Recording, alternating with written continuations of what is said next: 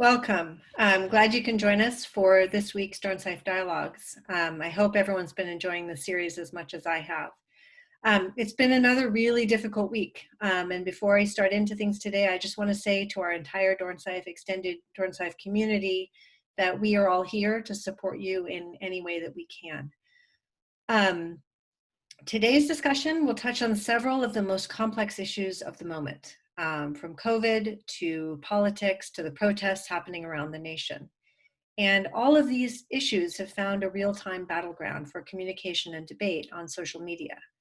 It is now at the core of debates about misinformation and First Amendment rights, with some platforms adding warnings or removing messages that provoke violence or conflict with the facts. And all of this will undoubtedly affect the November election and the national dynamic that leads up to the election. So to talk about that with you today, we have a terrific panel of experts from across the USC community who's going to help us unpack some of the ways that we expect this might play out. Our moderators are back by popular demand. Bob and Mike Murphy are co-directors of the USC Dornsife Center for the Political Future, headlined the very first of our online Dornsife dialogues, and it is always terrific to have them here with us. Bob Shrum is the Warshaw Professor of Practical Politics and an accomplished Democratic political strategist. He spent decades advising some of the biggest names in the Democratic Party, including several presidential candidates. Along the way, he's been duking it out with an influential political strategist on the other side of the aisle, Mike Murphy. And Mike has been steering Republican campaigns at every level, including the very highest level. Together, they have been leading some of the most important and spirited conversations out there on American politics and the ripple effect that it's making on our divided nation. So without further ado, I'm going to turn our panel over to these two experts to introduce our panelists. Bob and Mike, it's all yours. Let me introduce the panelists. Jon-Patrick Allen is Assistant Professor of Research Preventive Medicine at the Keck School of Medicine at USC. He's Director of the Social Media Analytics Lab at Keck. His research ranges from subjects like mass media campaigns in the US and Latin America to public interest in climate change in the US and ranges far beyond that. Christina Lerman is the Principal Scientist at the Information Sciences Institute at the USC Viterbi School of Engineering, Research Associate Professor at Viterbi in the Computer Science Department, and her research focuses on deciphering the structure and dynamics of the social web, including social media and online sites like Twitter, Dig, and Flickr. Her empirical and experimental studies identified the importance of cognitive biases in understanding individual and collective behavior online. With that said, I'm going to turn you over to the brilliant and legendary Mike Murphy, my co-director, adversary we've been adversaries in campaigns, but we've always been friends, and now we're working together to advance a kind of dialogue where we respect each other and respect the truth. Mike? Well, Bob, thank you for the great and completely undeserved introduction. You're too generous, and I appreciate it, old friend. It is great to come together. Thank you all for joining us. We have some real experts in the incredibly important and powerful topic of the effect of social media on every dimension, be it political or in the current pandemic, et cetera. So I'm going to do some questioning here. Bob will have a couple of questions. He's been having trouble with his AOL dial-up. He's probably going to chime in on that. And then we're going to go to you. So through the moderator, we're going to have some questions from our Zoom audience. So Professor Lerman, I'd like to start with you. Can you give us a little description of your latest research on perception bias? Because I find on social media, it's easier for me to find people I already agree with, and that's a comfortable place to go. I mean, how is it affecting the reality of social media, information sharing in the pandemic, politics, et cetera? We'll start with your research, and then we'll go over to Professor Allen, too. Great, thank you for those questions, and I'm very happy to be here to share some of the results. Can we please go to the slides? I prepared some slides to help illustrate some of the concepts. So yes, as Mike said, I study the role of social networks, especially in online social media, shaping perceptions and our opinions of friends. Why is this important? Because people do try to conform to the opinions of the friends.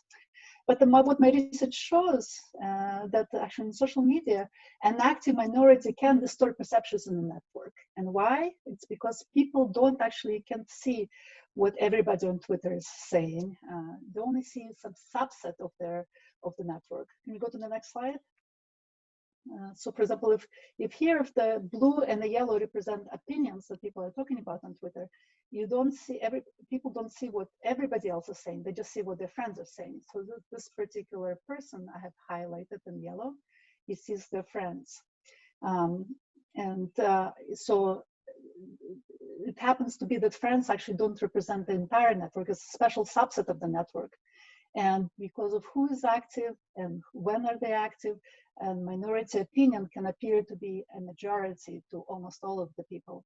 Even in the simple example of this network that I'm showing online, if you go to the next slide, you can actually see, even though a view of each person's kind of opinion they're holding, I'm representing exactly by the color is yellow.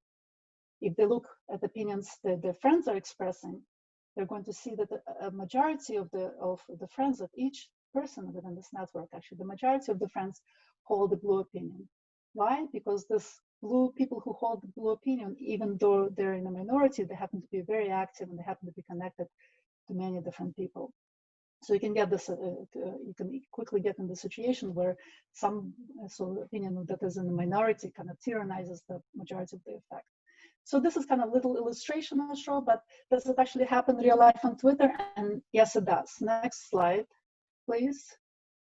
We did an empirical study where we basically collected discussions on Twitter back in 2014. And in the summer of 2014, what was happening in the summer of 2013, around August, actually happens to be right around the time when we were collecting the data. Same thing that's happening right now, police shootings of unarmed Black men. So Ferguson, you'll see Ferguson, Mike Brown are widely discussed topics back then on Twitter. And we simply measured actually how many people are talking about each of these specific topics, hashtags on Twitter. And then we, for each person, we measured what fraction of their friends are talking about this section. So global prevalence is how many people on entire Twitter are talking about the topic. This is the popularity of the topic, the trending topic. And local perception is basically what fraction of the friends of each person are talking about the topic.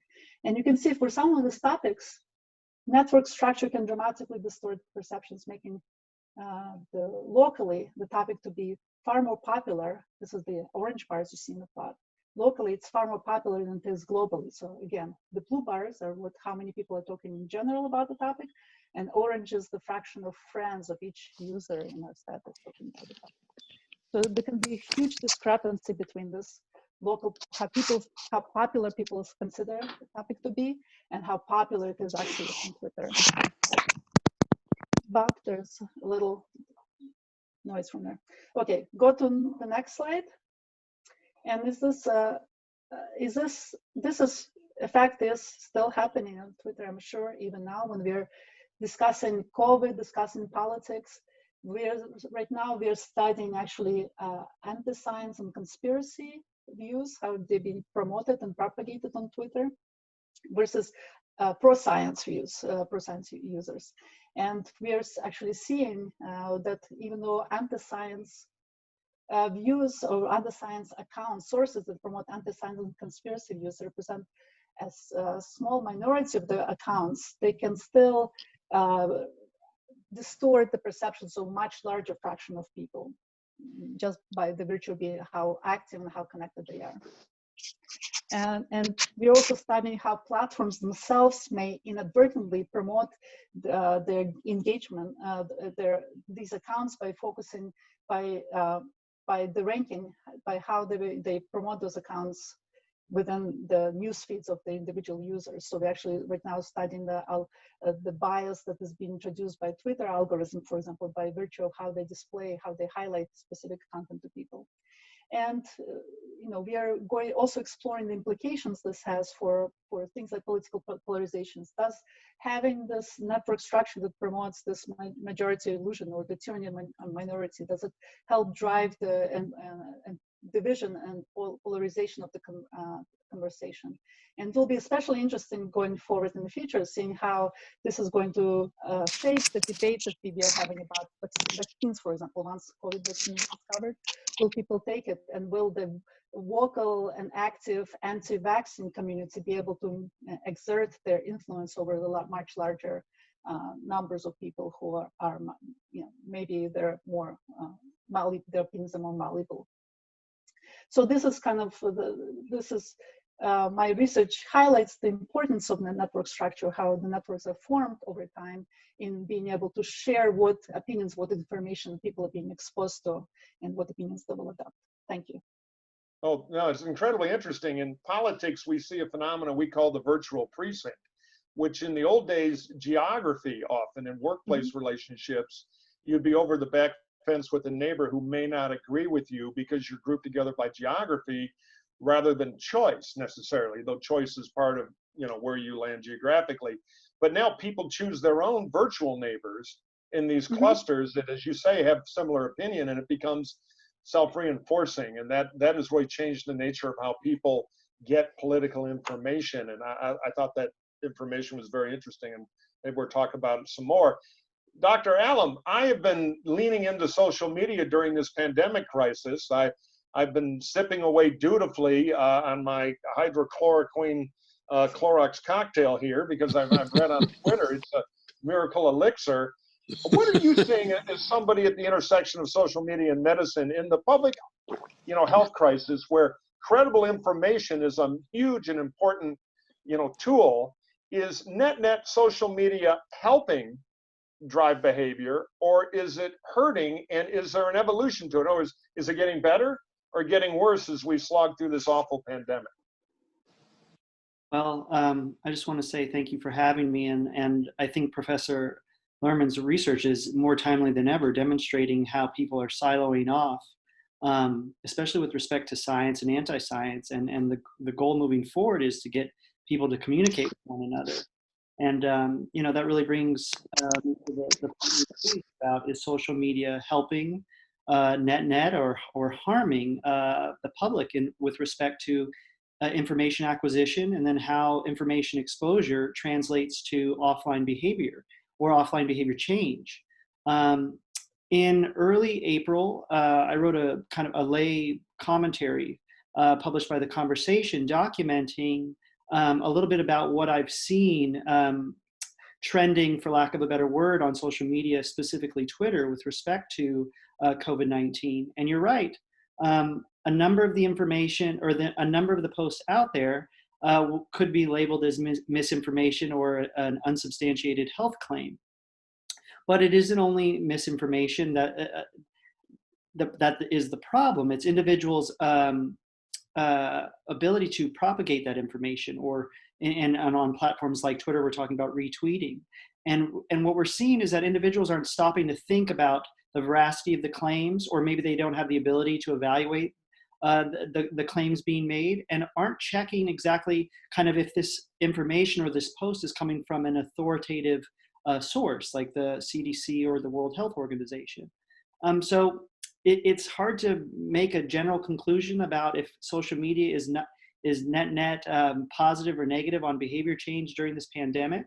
But a bright note is that there are some health officials and experts, including members from the Keck School of Medicine, faculty members there, who are using social media very effectively in hopes to reach the public and help them get through this period of time. Is it a problem? Let me do a follow-up here, Mike. Is it a problem that there are a lot of people out there who don't believe, for example, that the CDC is an authoritative source? They may believe it's an instrument of the deep state. In my data, I'm not seeing any evidence of that. However, I mean, I'm sure you could find evidence of that in certain corners of the web, or maybe in certain corners of offline conversations. So it might not necessarily be that that a growing number of people distrust these institutions, but might not be familiar with, you know, the institutions themselves. You know, we're talking about health literacy, internet literacy, information kind of acquisition, and how that affects different priority populations. And then also how effective is that communication being relayed to the public.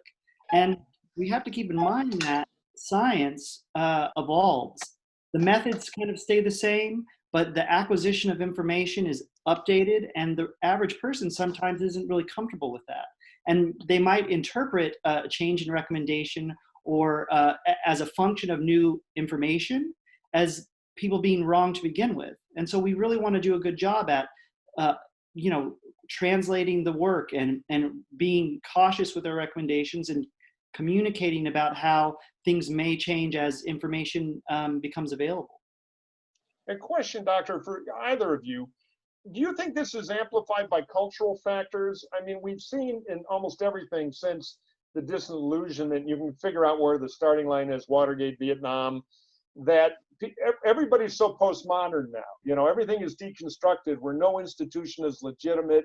There's total cynicism. Oh, everybody has a secondary agenda. Does that just kind of destroy the faith people have in anybody having objective truth, you know, on these Twitter feeds, like the CDC? I know what you said about your data to Bob's question, but just this suspicion and cynicism about institutions. Do you think that's a growing trend in society? Is social media making it worse, or is it just natural human nature? You're just being incredibly suspicious. Should I start first? So definitely, I agree with Jon-Patrick. And you know, your point that I do think that cultural wars have eroded the trust that people have in institutions. And the cultural wars right now, there's different factors that are driving the separation, the stratification of society along cultures. Used to be, maybe it was race and class. Now it's education, you know, so far that's separating people and how much trust they put in different, you know, pillars of society, traditional pillars of society. Whether it's a bad thing or whether it is growing, it's a question that will be left up to future researchers. But I'd like to point out, I remember, you know, I'm an immigrant in this country. I came, you know, many, many years ago, but I remember coming to this country, people said, oh, there's no difference between Republicans and Democrats. And people were faulting us for that. Now it's clearly, there's much bigger difference between the Republicans and Democrats, and maybe it's a good thing.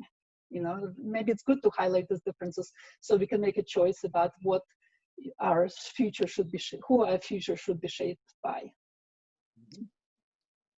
That's my Dr. Allen, any comment on any of this? Yeah, I don't know if social media is creating a larger wedge based on kind of the ideas that you brought up, but it has allowed more people to have a microphone. Mm-hmm.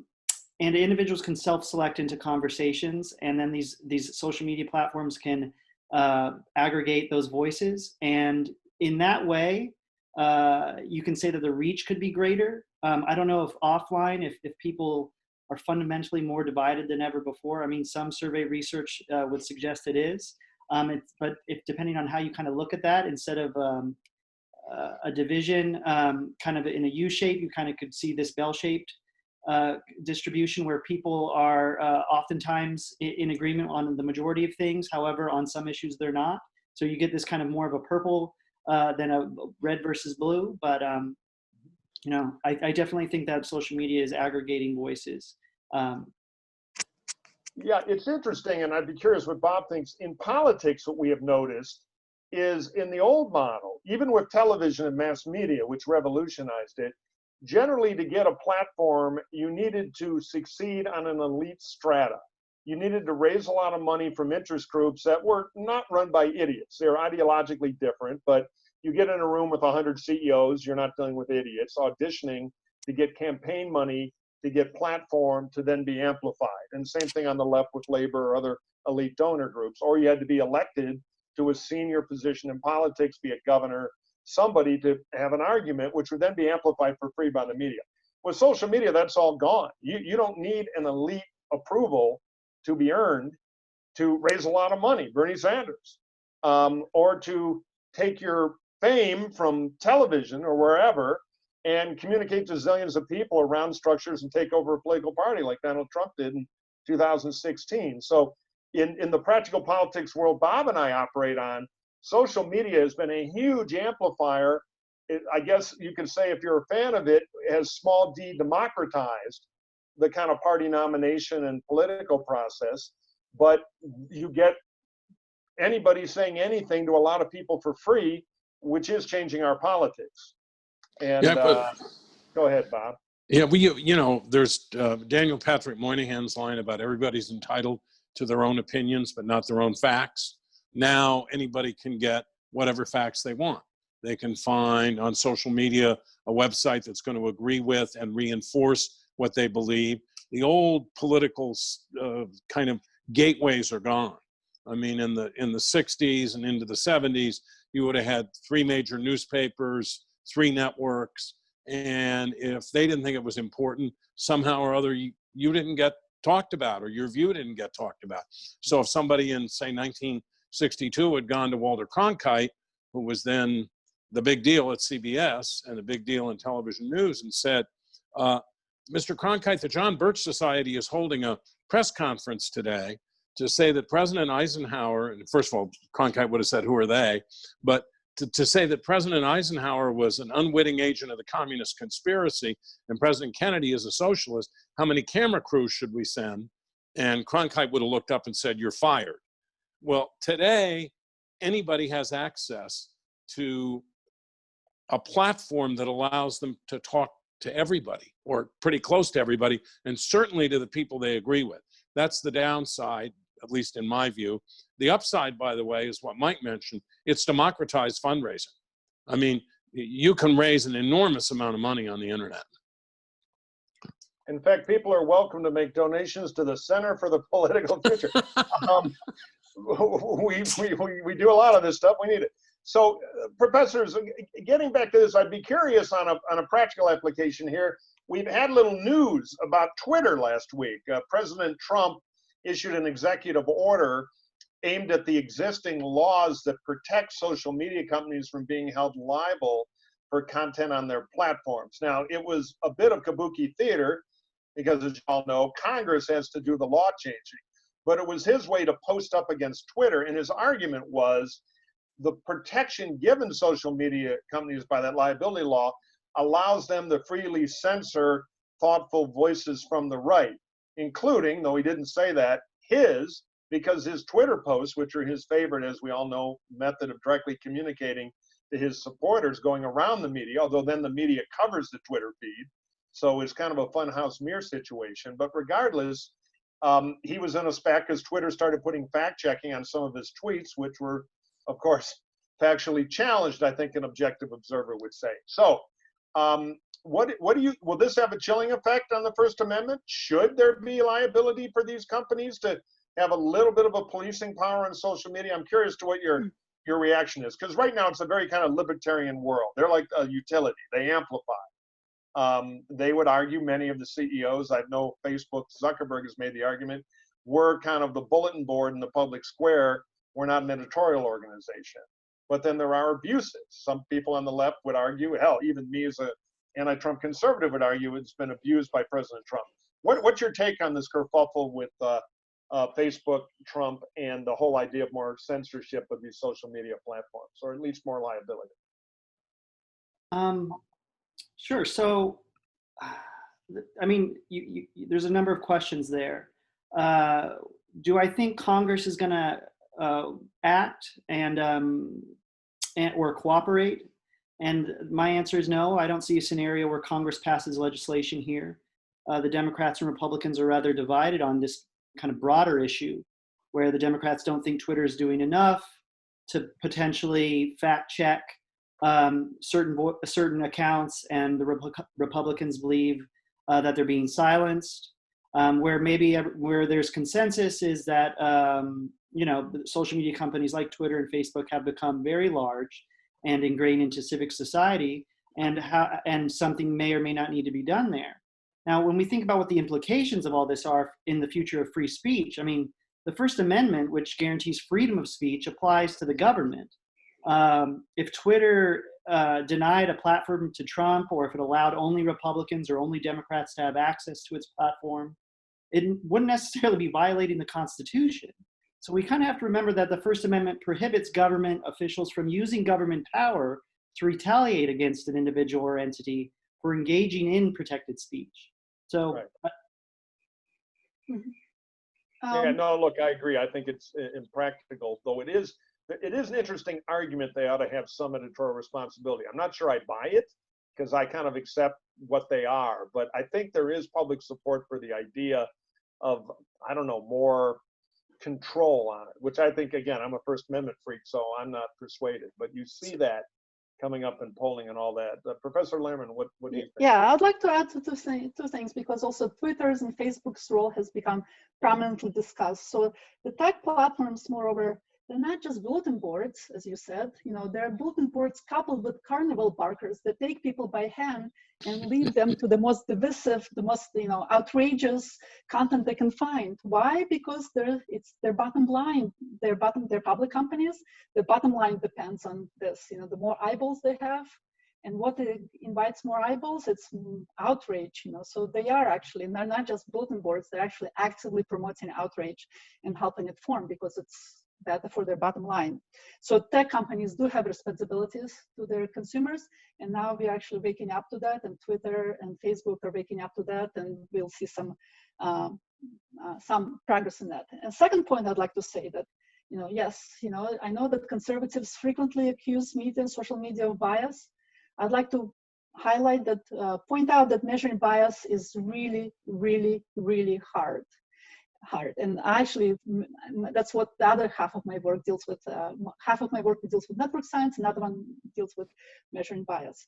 For example, there was a study recently that showed, looked at YouTube moderation, and the claim was that it was biased against conservatives, because many more conservative comments on YouTube videos were being moderated out of existence or something. But then actually, it turns out there was a hidden confounder in this data. It happened to be that conservative posts were actually using bad language, let's say.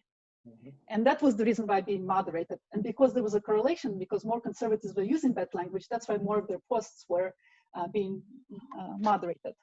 So is there bias against conservatives, or is there something else confounding it? So, once we start operationalizing and trying to measure bias, we have to be, aware of all these difficulties of measuring bias.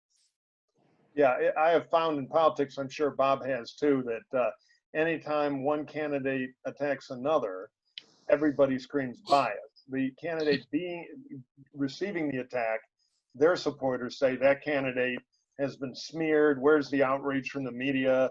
Why don't they stop this? And then the reverse on the other side, the attacking candidate, why aren't they rewarded for finally telling the truth about X, Y, or Z? So people do tend to root. I think your data on how clusters of people reinforce each other is very applicable to this, not only on the receiving end, but like I'm often, I'm a conservative Republican. I ran campaigns for a long time. People always tell me about media bias.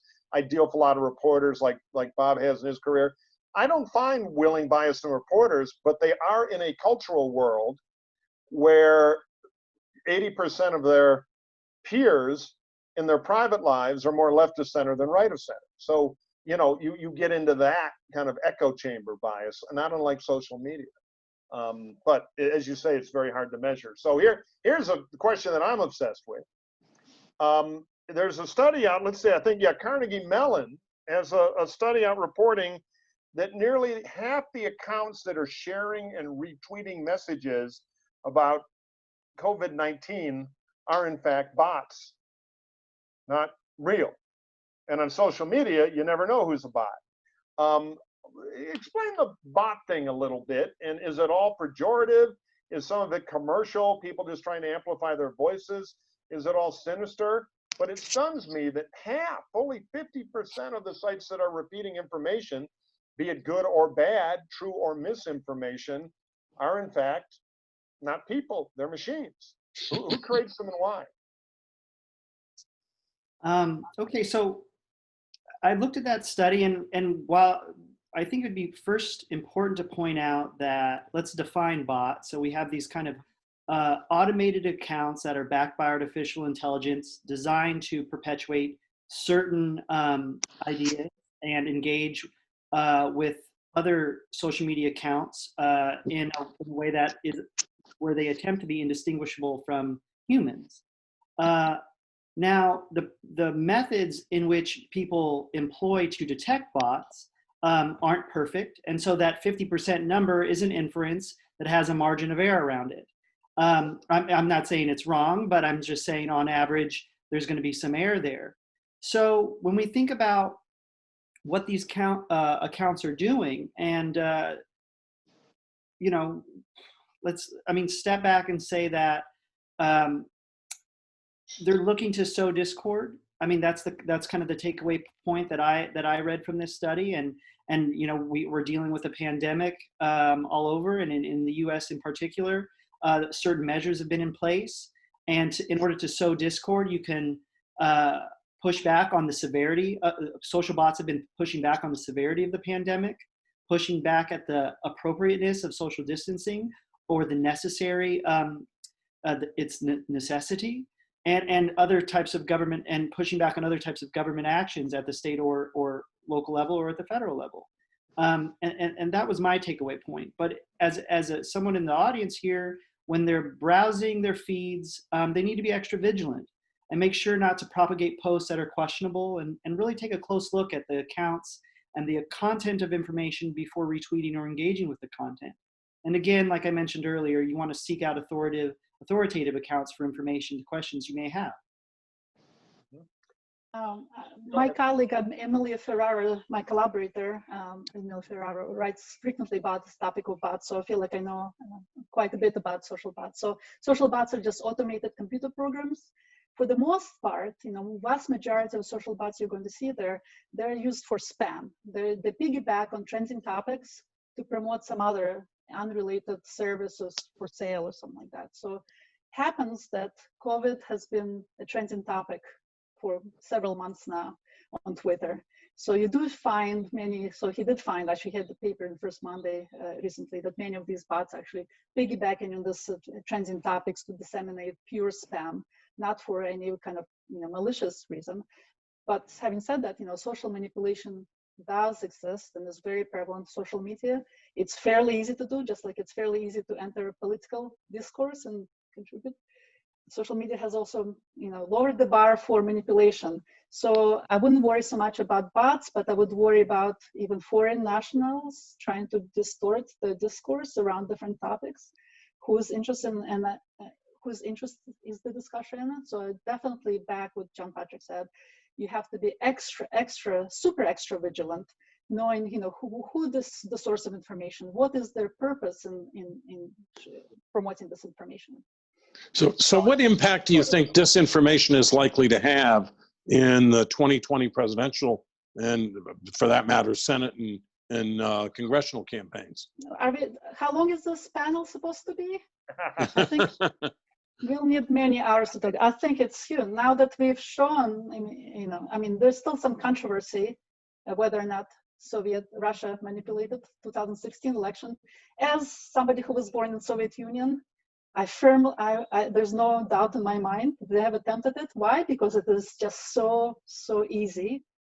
And I don't think it's just the Russians. I think it's going to be every single adversary that they have to show us, to, you know, our hypocrisy, to highlight our division, to highlight our dysfunction. They're going to be promoting. And actually, I've been on a single one-woman crusade to expose Russian trolls on social media. So I'll bait them by typing in Russian words and seeing how they respond to them. To that. So I've outed one account like that. You know, we'll see how many more. But yes, I think we should be really on the lookout for people who are trying to use this information, trying to use social media to manipulate us. Well, one salute. I couldn't agree with you more. And, you know, there are some people who say it didn't happen, but the consensus, as you know, among our intelligence services, and in fact, almost every retired intelligence officer I know, was it absolutely happened. And it's been proven pretty conclusively. And of course, I mean, it goes back to the common term, set the world ablaze. I mean, this was a tactic of the old Russia for, as you well know, we have other state actors. There's no doubt it's happening. One just, here's kind of a layman's idiot question from my, IQ 80 point of view on this stuff. What are there bot tells? Dumb bots are easy to see, retreat, USA #1, aliens control the Democrats. But clever bots, bot farms with human content writers, highly amplified. Are there any tells to it? When you see a repeated tweet, as somebody who's an expert on this, either one of you, is there anything that's kind of a crafty bot tell in the syntax or anything, or not really? They're too, Yeah, I've been doing a lot of field work by hanging out on Twitter and reading, following every single link and looking at profiles of things. Right. That occupies a lot of my time. So like you look at the accounts, if they have very few followers, if they were recently created, those are telltale signs. Okay. Right now, if I were a Russian troll trying to masquerade as an American, I would probably be claiming to be a Christian, devout father or mother, trying to stress the values that, certain segments of the population like hold dear. Either that, or I'd claim to be, a Black activist, for example. So anybody with promoting extreme views like this in their profile, and you can see the profile just by hovering your mouse over a username. You should take whatever they're trying to say with a grain of salt. And especially if they're not connected to anybody Twitter also highlights, if you hover your mouse over the username, it will say that, followed by people in your network. If it's completely unrelated individual, ignore them. Just don't even engage. All right. Okay. Good advice. Let's go to some questions from our audience out there. The first one is from Kim Wersencroft. It is very possible that many of us are, quote, self-selecting when it comes to our news sources. We tend to seek out ideas and people that we agree with, like choosing Fox News or CNN for news. How can we possibly change that, is Kim's question. Any thoughts, anybody? Go ahead, Professor. I saw a nod, so I'm putting you on the hot spot. Yes, that's agreeing that it's a good question. That's exactly what we are actually trying to study right now, trying to show that this diversifying the sources will actually reduce this effect, of course, and so how should you do it? You should do it deliberately. And actually Twitter should deliberately also try to help with people. But for example, I subscribe to Wall Street Journal. I don't watch TV, so I don't watch CNN or Fox News, but I do try to subscribe, the New York Times as well as Wall Street Journal to see diverse opinions. And I would encourage everybody else to challenge themselves, to try to follow something that's labeled the opposite side. Okay. Anybody else on that one? I've got more here. We got an active bunch of folks. Here's an interesting question from Arnold. And Arnold, I apologize. I'm going to mangle your name. La Nui, I believe. If social media is not, all caps, Arnold wants to stress that, if social media is not a true reflection of society, and institutions use social metrics to fuel their predictive algorithms, are we headed down a path where those algorithms misdirect public resources? In other words, can it hack the system for where public resources go by creating the impression and perception, which in politics is powerful, of needs that may not be there? Very interesting question. Yeah, that's a very interesting question. Yeah. I would say that, well, we don't know exactly what specific institutions is being referred to here, but in general, social media data is being used to complement traditional data that's been tried and true and sometimes gold standard.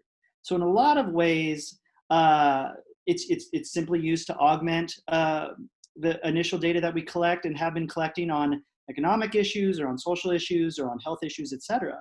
And in that way, I feel like it can only be helpful, because I don't see any instances where social media is superseding the traditional tried and true data that we've been collecting. So that's kind of how I see it in that way. Yeah. Anybody else on that one? I'm going to offer a more pessimistic point of view, because yes, right now in artificial intelligence research, for example, there's a lot of interest right now in adversarial attacks. How many images, false images, do we have to introduce until your vision recognition algorithm makes a mistake. So I am worried that it might be possible with social media to create data that is entirely misleading, misleads the algorithm to make wrong recommendations. But if I believe for every technological problem, there is also a technological solution. So hopefully we will develop solutions to adversarial attacks like that. Social. Yeah, I worry about that too. When deep fakes video that is manufactured like a Jurassic Park dinosaur to look very real, but is in fact very created, it's hard to hack the neural reality of our minds. Because right now, if I saw a big fake dinosaur running at me, my brain would say fake, my feet would say run. I'm programmed to have certain reactions. It's hard to put images back in. We all remember Mike Dukakis and the tank helmet. We can argue, oh, was this a photo op? It didn't mean anything. But once an image is seared into your mind or a voter's mind, it's hard to put that toothpaste back in the tube. Now, we have a question from Kimberly Bliss. Kimberly wants to know, why does our democracy/constitution allow politicians slander and defamation, etc., but that same type of behavior is not permitted under the law for businesses? Isn't it critical for those in public office or campaigning to be held accountable under the threat of prosecution for their lies? Shouldn't the laws be changed to require truth, especially when science does exist to correct them? Tricky question. Who wants to take that? Not me. Bob is unplugging his microphone. No, it's never going to happen. It shouldn't happen. You'd have to have government become an arbiter of what truth is, unless you established a way for, say, candidates to sue each other.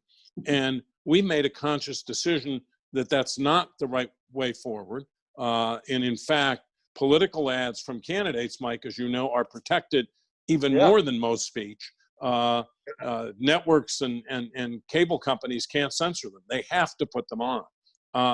So I don't think it'll happen. I don't think it should happen. And I certainly wouldn't want the government or the courts to be the arbiters of what truth is. I do believe in Jefferson's idea that all the voices ought to be heard, and then we ought to make a decision as a society. I understand that's more difficult in the social media age, but I don't see any other way forward.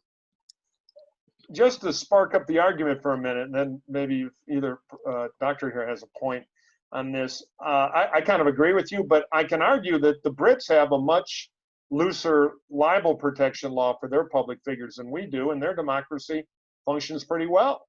But you don't. Mike, one of the big differences is the loser pays in Britain. Right. If you sue somebody for slander and you don't win, you pay all the legal costs. So there's a tremendous deterrent to suing.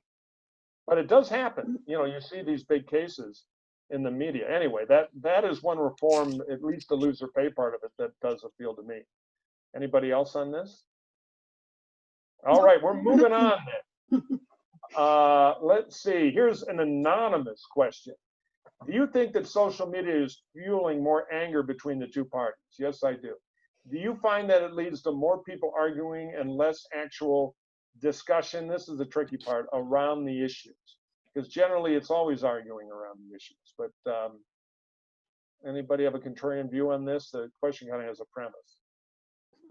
Well, whether or not, I do think that social media is leading to more arguments, more discussions, argumentation.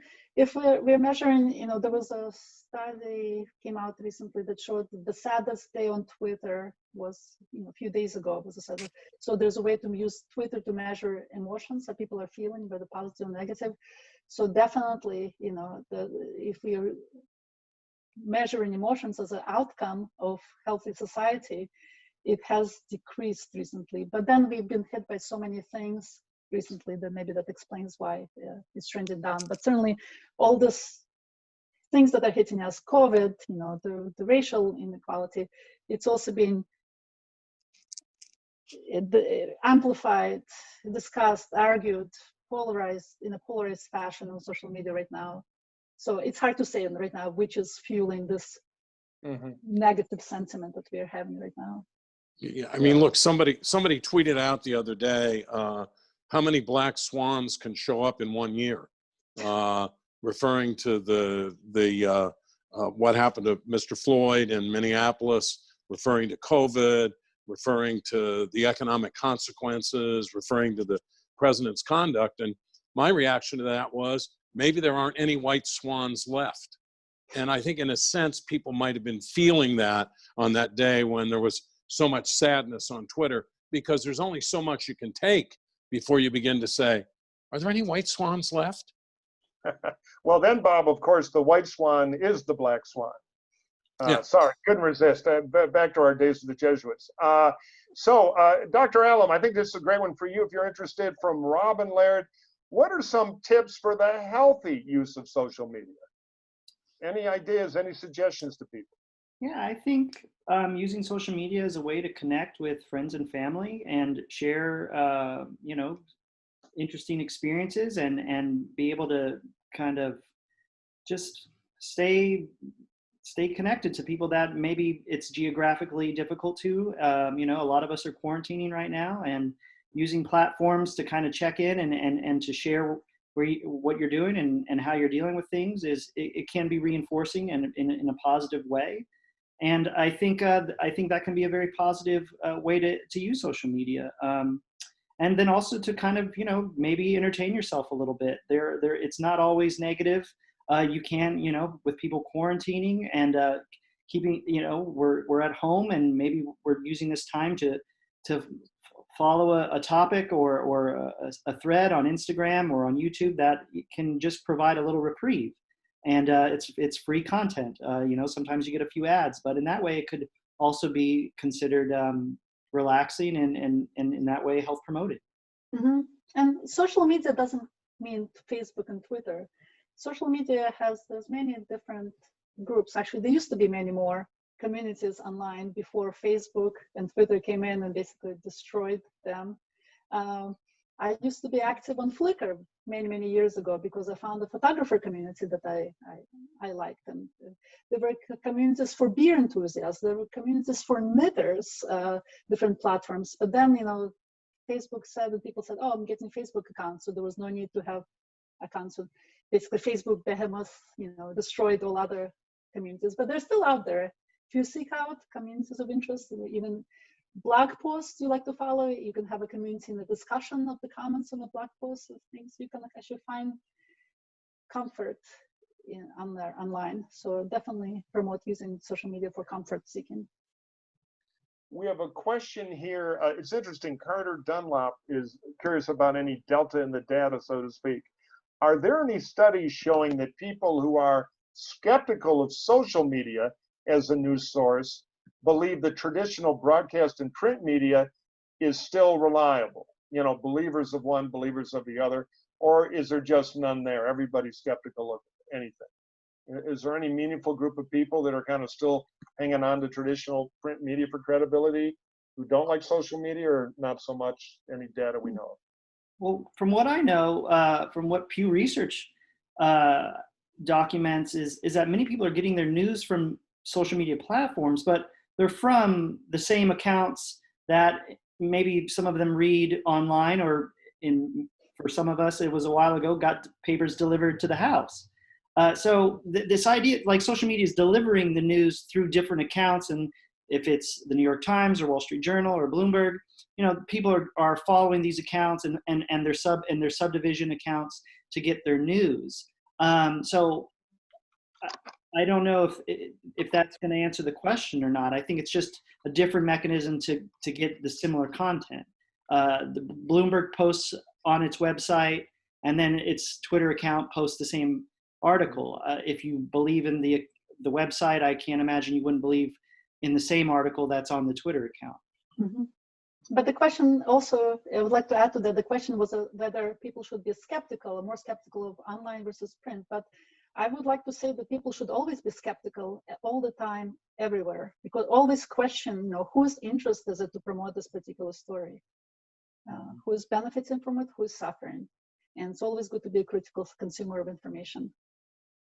I agree with that. All right, one from Mark Donahue. What is your opinion about the, quote, limited steps we have seen recently, such as Twitter's cautionary appendages to suspect tweets, which is a step toward the curating direction? Do we think it's a positive step? Should there be more? We touched on this a little earlier, but Mark asked it, and I thought worth a moment. Okay. I kind So- of like the Twitter flagging myself. I think that's a good medium. It's a part of the First Amendment. When we're thinking about the First Amendment, having a knowledgeable public is important. Yes. And if they're only exposed to claims or mistruths or things that are highly dubious, they have a right to know that. And providing more context is what Twitter did. So providing more context to a post is not censorship.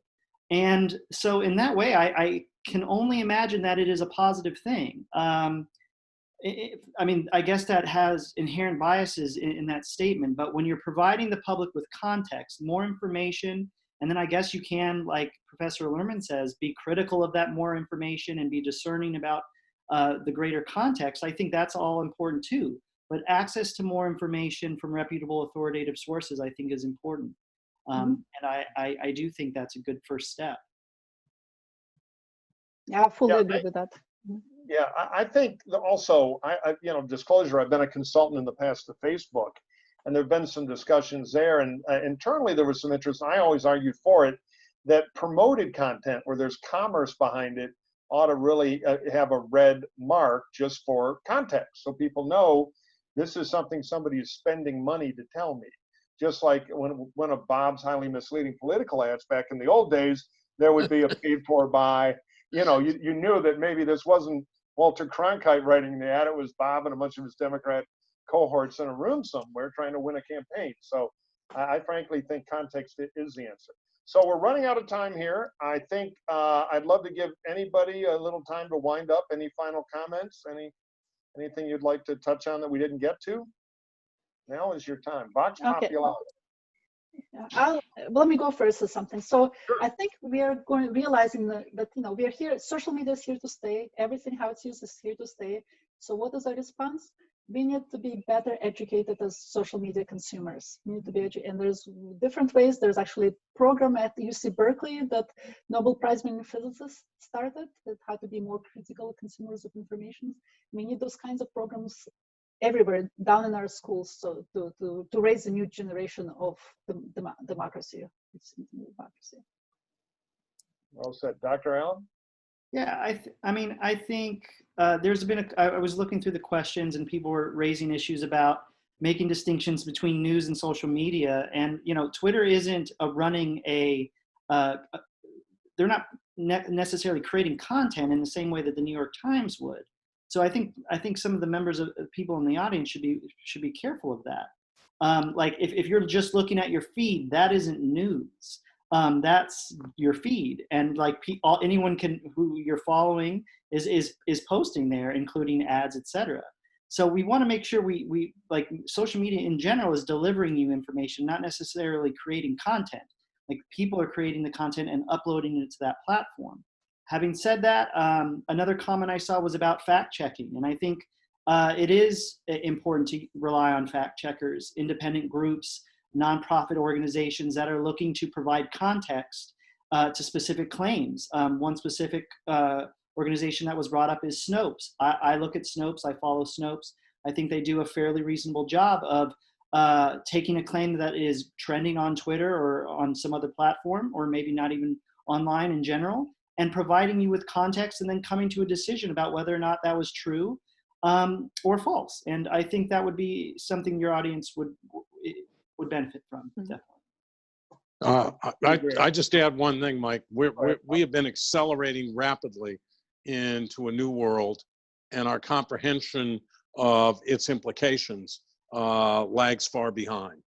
We are only at the edge of beginning to understand how this will transform our politics, our public policy, and the way we interact with each other as citizens. Well said. I can tell you this, one social media feed you can always trust, take it to the bank, is at USC Paul Future. That's us, the Center for the Political Future. We're on the web too. We do a lot of programming like this virtually now during this COVID-19 crisis we're in. So we welcome you to join us. We hope you enjoyed today. I want to thank our panel, Professor Lerman and Dr. Allen, my cohort, and old friend Bob Schrum and the staff at the Center for the Political Future that props us up and makes these things happen. So thank you for tuning in. Keep in touch with our website, and maybe we'll post some of the stuff we talked about today to give you a resource to look at it yourself. Thanks, everybody. Thank you. Thank you. Thank you very Thank much. you. Thanks for joining. Thanks.